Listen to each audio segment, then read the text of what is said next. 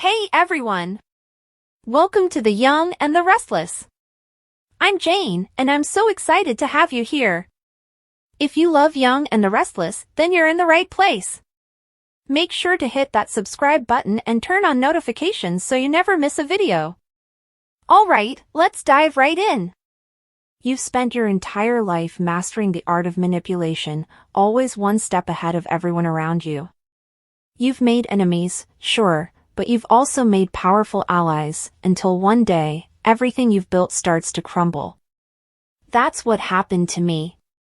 I thought I could outsmart her, Amanda Sinclair, the woman who had become my closest ally. But I went too far. I betrayed her, and now she has the power to destroy everything I've worked for. Stuck in a mansion in the middle of a storm, with no way out, I realize, this might be the end of everything. Can I fix this, or have I finally crossed a line I can't come back from? Stay tuned to find out how this story unfolds. Phyllis loves Sharon now, decides to make Amanda her next enemy?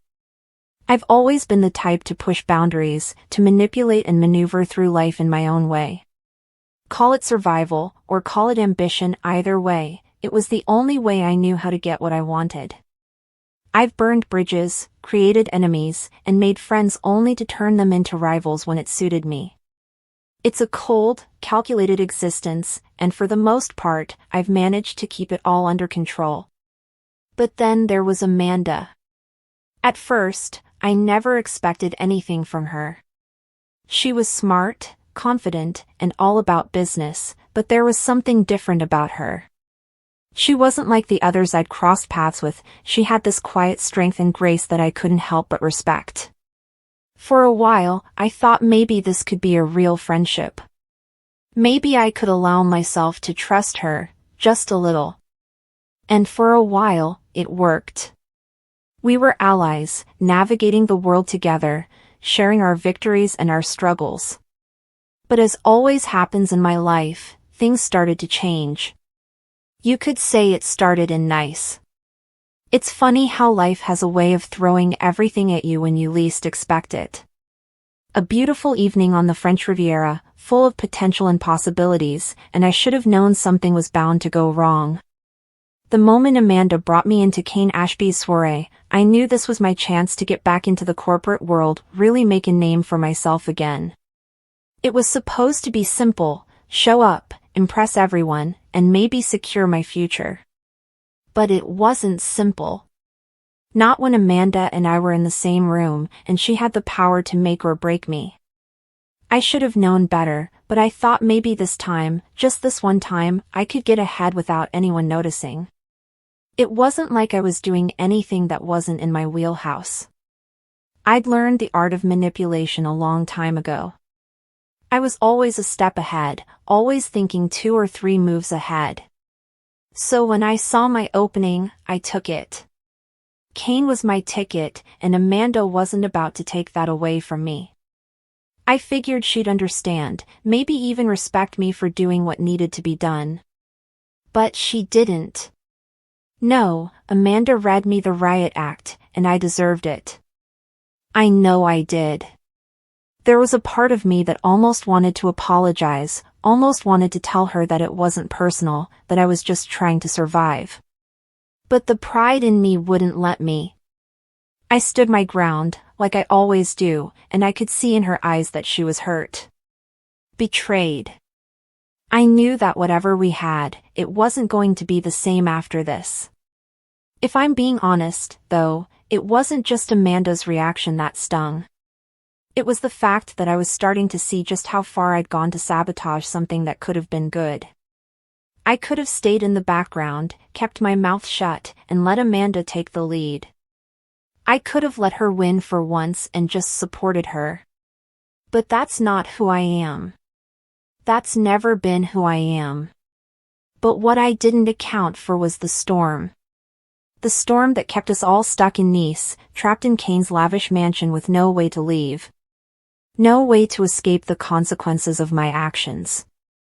And suddenly, all the games I'd been playing felt so insignificant, so small compared to the mess I had just created. The people in that house knew what I had done, and I could feel their judgment in every glance. Kane didn't say much, but I could tell that he was thinking the same thing Amanda was. Phyllis had gone too far. Again. And then there was the quiet, dangerous thought that lingered in my mind: what if Amanda decides to make me her enemy? I couldn't help but wonder if she had it in her.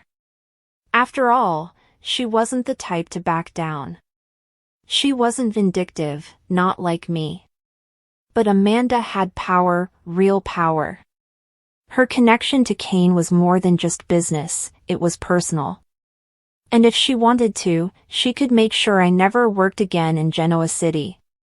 She could ruin everything I'd worked for. And maybe that's what scared me the most. Because, deep down, I knew I was at a crossroads. If I didn't fix this, if I didn't somehow make it right with Amanda, everything I'd been building would come crashing down. The years of manipulation, the careful alliances, the carefully crafted reputation, it could all be shattered by one woman with a few well-placed words. I was no stranger to making enemies, but this felt different. This wasn't just any rivalry. This was Amanda Sinclair, the woman who had, until recently, been my closest ally. The one person who actually seemed to believe in me, even when I couldn't believe in myself. I had underestimated her, and that was a mistake I wasn't sure I could fix. Amanda had every right to be angry. I had crossed a line, and no amount of charm or empty apologies was going to make her forget that. But what did I expect? I was so used to playing games, to manipulating situations in my favor, that I couldn't see when I was about to lose it all. I couldn't see that Amanda wouldn't just roll over and forgive me like everyone else had. She wasn't my child or some naive fool I could trick into forgiving me. Amanda was stronger than that. And the worst part was that I didn't know what to do next. What could I possibly say to make it right? Was there even a way back from this? Could I convince Amanda that I wasn't the enemy she saw in front of her? Or had I truly gone too far this time? I told myself that I'd fight. I'd do whatever it took to make things right. But deep down, I wasn't sure if I had it in me. There were moments, in the quiet of Kane's estate, where I could almost hear the voices of my children echoing in my head. They had always seen through me. They knew exactly who I was and what I was capable of.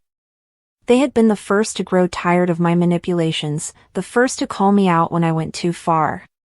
And now, as I stood in that opulent mansion, I realized that maybe they were right. Maybe it was time to stop. Maybe it was time to let go of the games, the constant scheming, the betrayal. But if I did that, who would I be? And as for Amanda? She was done with me.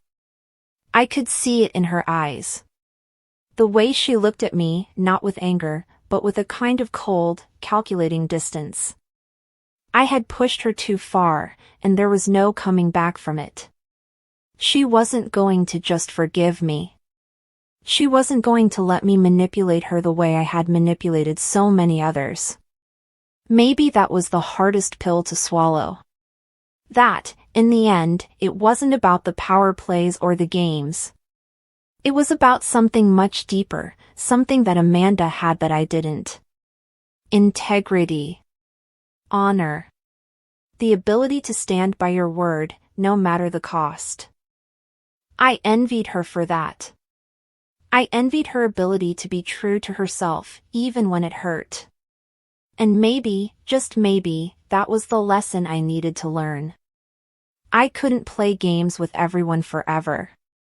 There had to be something more to life than this constant battle for control. Maybe I didn't need to make Amanda my enemy.